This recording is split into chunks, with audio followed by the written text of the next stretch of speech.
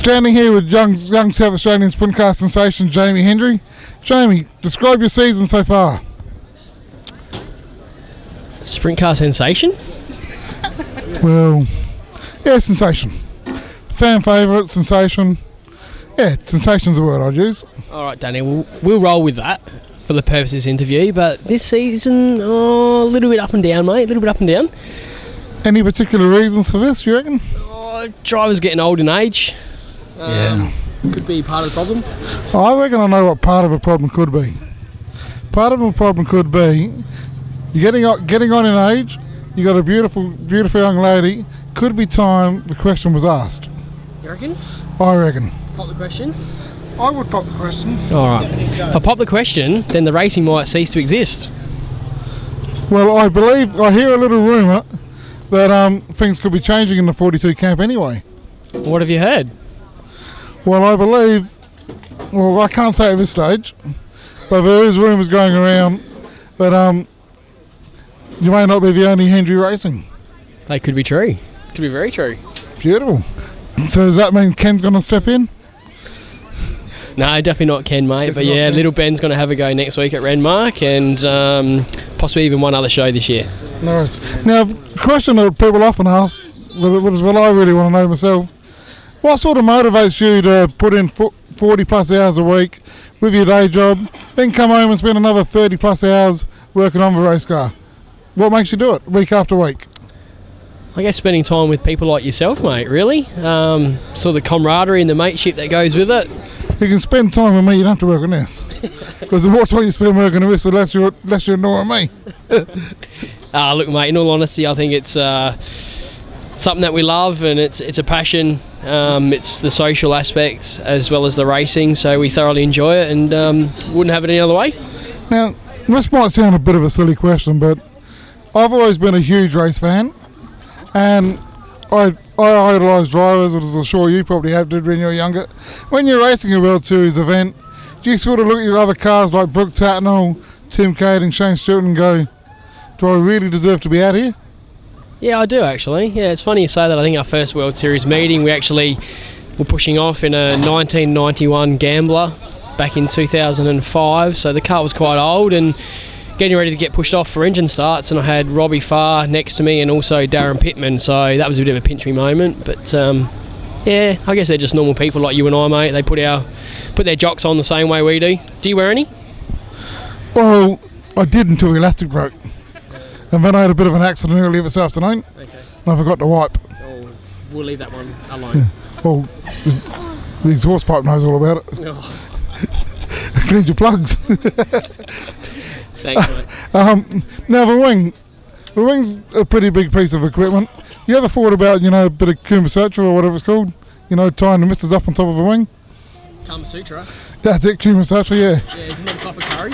It is. It's a bit of a hang dang.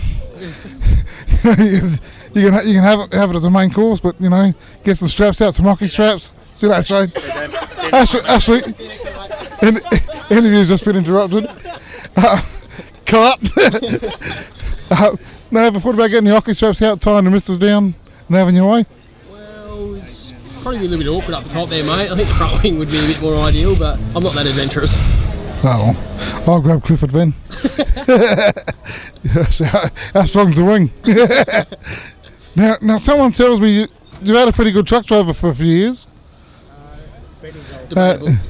Debatable? Well, I can tell you about this truck driver. Yeah. He did a marvellous job once saving that truck from careening off the road. Yeah.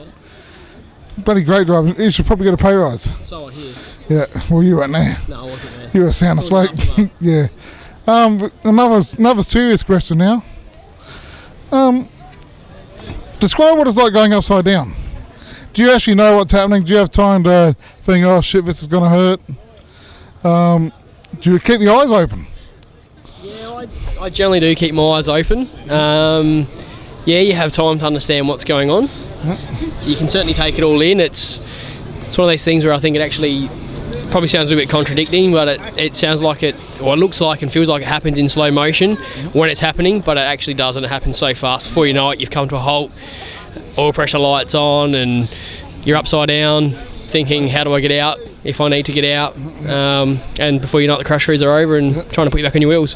Now, when that's happening, do you let out a bit of a scream? Because I would. No screaming.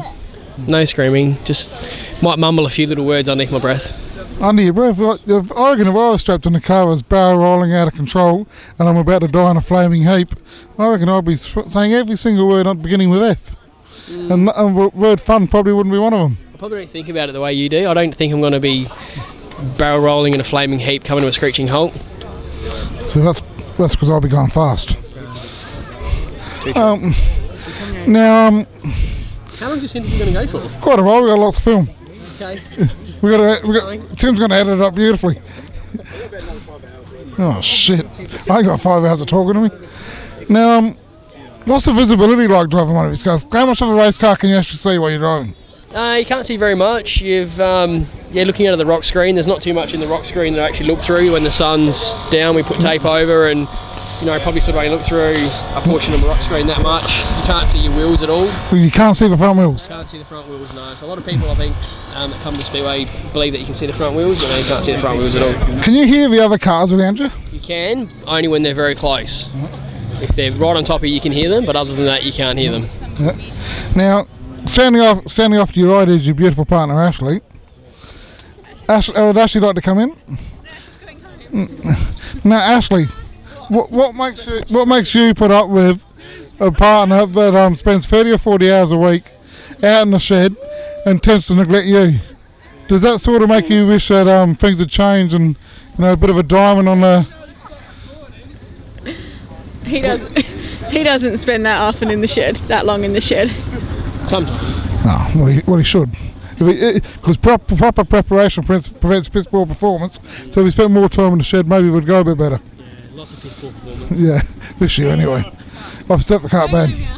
Alright, we'd like to say goodbye to Miss Clifford as she leaves, and we'll be going on an engagement party shortly. Hopefully Jamie will be there. Next question. Oh geez, what's the next question? Do you ever get a hard on while you're racing? Do I really have to answer that? Yeah. No, not quite. Can you see the crowd while you're racing?